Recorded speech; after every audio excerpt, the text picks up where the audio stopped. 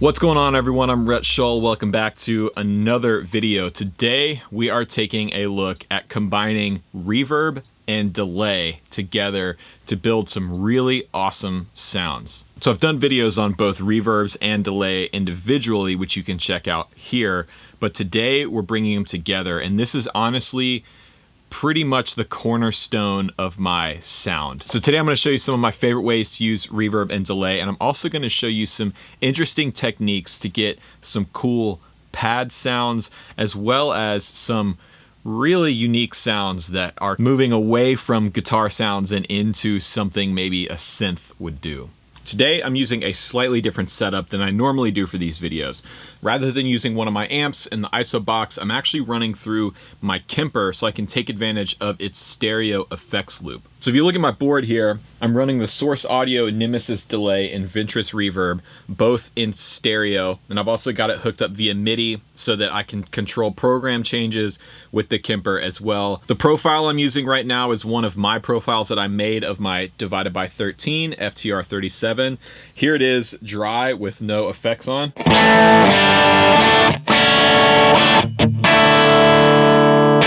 The guitar I'm using today is the Revolta Combinata, designed by Dennis Fano, and I'm just running straight out of the guitar into the front of the Kemper. So huge thanks to Source Audio for sending these pedals out for today's video. If you're interested in checking out the Nemesis or the Ventris, they will be linked in the description box down below. So with all that out of the way, let's take a look at the first tip. So one of the things I love doing with reverb and delay is combining them to basically create an amp in a room type effect. Basically, I'm using a slapback delay and a room reverb together to give you the impression that my amp is actually sitting in a room instead of an ISO box, or in this case, just the Kemper. So here's my dry signal. So as you can hear, there's no effect on whatsoever, and it sounds super dry. So the first thing I'm going to do is kick on the slapback delay. This is the slapback preset that comes on the Nemesis. And it's not exactly subtle. You know, I could even bring that mix down a little bit more. I don't want it to be super apparent that there's a slapback going on. I want it to kind of lay under the guitar sound a little bit, but then you get this kind of sound, but it's still sounding pretty dry. So I'm gonna kick on the reverb, and now we have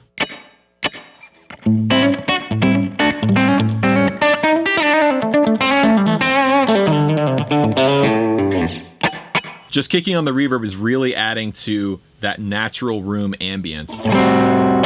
And it even comes through in held out chords. If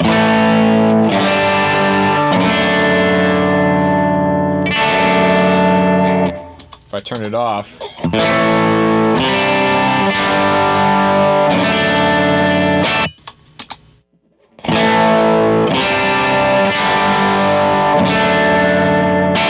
this is kind of an always on effect for me. I've talked about this a little bit in the reverb video as well, using a similar kind of thing with just a reverb to give you some space to your sound. The thing to be careful of here is when you use it and how much. If you're playing on a gig in a club or a room that has a natural ambience to it, a natural room feel, you want to really be careful with using this kind of thing, because you can add too much reverb really quickly and your guitar signal will get lost in the mix. Then you can add a tremolo on top of that for a little extra character.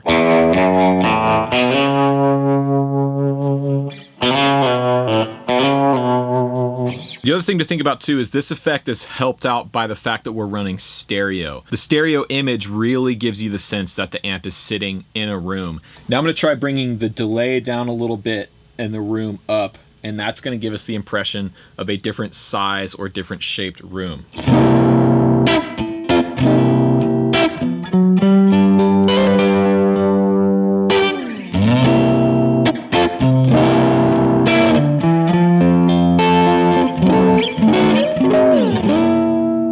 Okay, so the next tip is going to be combining a dotted eighth delay and a big hall reverb to get a nice, huge, washy sound that's good for driving rhythm parts. It's good for single note stuff.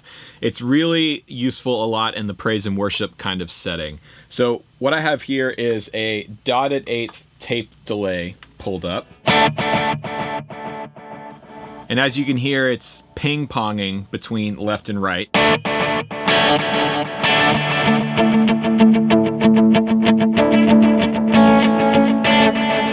There is a little bit of modulation going on like I talked about in the delay video. Adding that pitch modulation, that slight chorusing effect, really adds a lot of width and a lot of weight to your sound. So you can hear on the delay trails there is that pitch wobbling back and forth. And that sounds great by itself. And in some cases I would want to just use the delay by itself. But we're gonna kick on this hall reverb. This is a preset on the Ventris called E-Dome.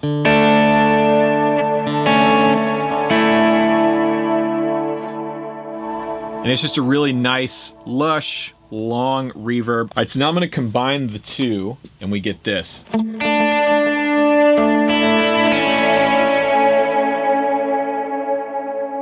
Now I should also mention that in this setup, I'm running the delay into the reverb.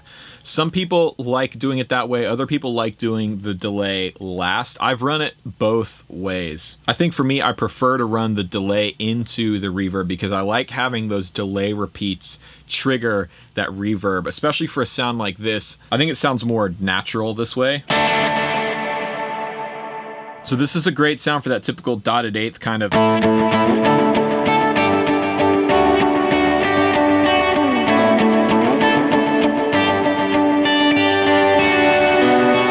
Another cool thing to do with this sound is hit it with some overdrive and play high for a big driving rhythm section. So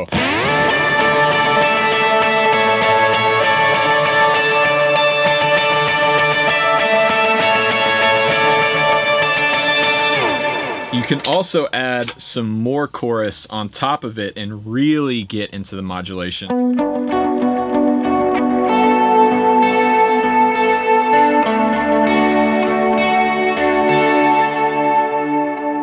That's kind of a typical worship guitar sound, but I do find that kind of sound useful in settings outside of church gigs. You just have to be kind of selective about where you use that because it can sound a little cliche in some instances. So to build off of that last tip, if you are playing kind of a worship guitar gig and you're doing a lot of swells, you can use your delay into your long swelly reverb to add an extra layer to it. So one thing I like about the Ventris is it comes with a nice swell preset setting on the pedal. So for a setup like this where I'm not using a volume or expression pedal, I can use this preset to do the swell for me. So this is the reverb by itself.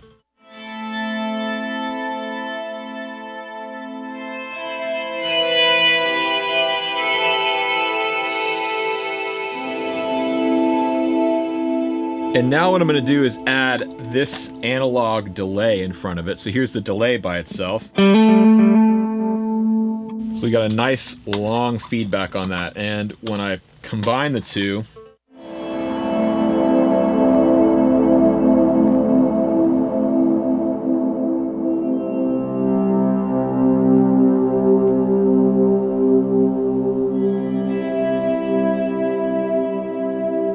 now this leads right into the next tip, which is using a sound like this to basically create a pad sound. So most modern digital reverbs and delays like this have some kind of hold function, and the Ventris does as well. So if I play a chord and then hold down the right foot switch, it'll sustain that sound.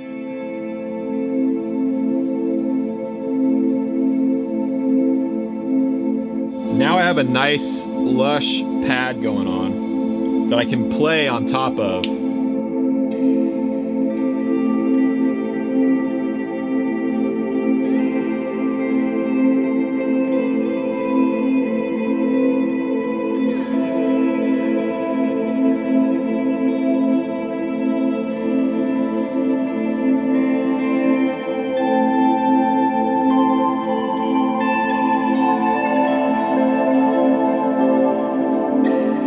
So in the video, it may look like the audio and video weren't synced up there, but what was actually happening was my dry signal from the guitar wasn't coming through at all, and that's a setting that you can actually mess with in the Ventris desktop app or the mobile app. Both of these pedals come with an app called the Neuro app that you can use to further tweak more of the settings. So what was happening there was killing my dry signal and only letting the delay repeats come through, which is giving it kind of that cool ethereal effect.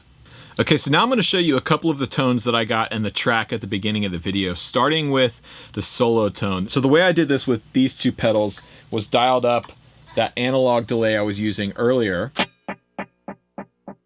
with long repeats, and you notice they are kind of decaying in tonality really quick. The top end is falling off, and the reason I'm doing that is because I want the delay to sustain, but I don't want it to get in the way of the brightness that's coming from the guitar. That's a way you can kind of keep this sound from getting too muddy. On top of that, I took advantage of one of the cool things you can do with the Ventris, and that is you can actually run two different reverbs at one time. The Ventris has two reverb engines in it, has two DSP chips. With that feature, you can combine two completely different reverbs. So I did that to combine a lo-fi reverb and a shimmer reverb, and you get this.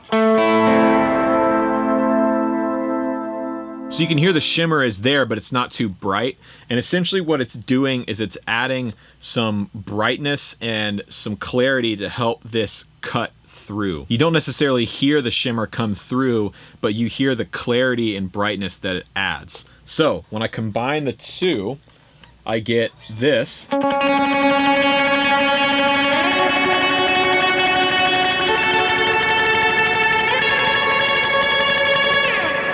And then if you really wanted to push it over the top, you could add some fuzz.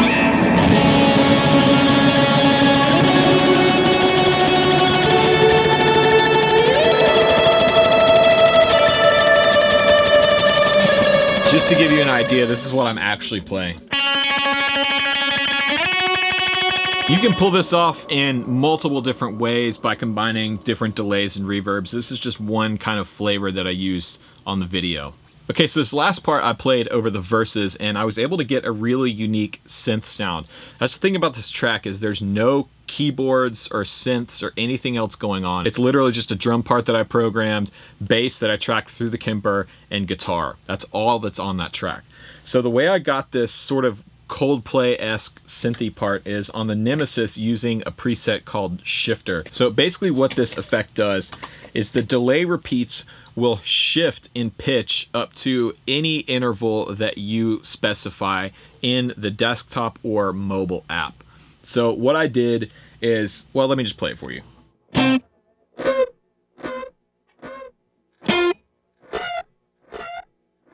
So it's got this weird sort of quacky synthy quality to it. There's also a tremolo effect going on in there. And so all I did was tell it to repeat an octave up and then a dotted quarter note after the note that I played, and came up with a part to play. So this is the part that I'm playing. So when I turn the delay on, pretty crazy.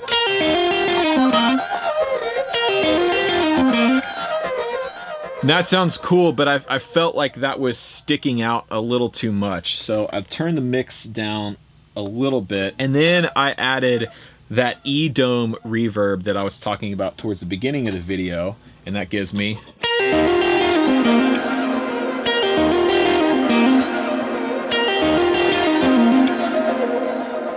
so that's an example of how you can use an effect to inspire a part. I didn't come up with that until I started messing around with this delay. When I found that sound, I was like, oh, that's really interesting. I need to find a part to make that work. And so that's part of the reason I love writing with effects, because it can take you to places that you wouldn't normally go on your own. And that's an example of that. And in the track, I think it works really well because it's essentially filling out a synth part that I didn't have to play on my keyboard because I'm a terrible keys player. You know, the important thing to do when you're using effects like this is to just experiment and try and find new sounds and new ways of doing things. That's what I hope to do with this series of videos, is inspire you guys to go out and write your own stuff using your own types of effects and kind of create your own sound, be your own sonic architect. So there you go. Those are some of my favorite ways to use reverb and delay. I hope you enjoyed today's video. Like I said, everything I used in today's video will be linked in the description box down below. So if you want more information on the Source Audio stuff or the Revolta or the Kemper, you can find links to that down below. Also, if you liked the video, let me know by leaving a like and a comment. How do you like to use delays and reverbs? let me know. If you want to support the channel, you can check out my brand new merch I just launched, No Plan B t-shirts and mugs. Links are down below. And if you haven't done so already, please subscribe.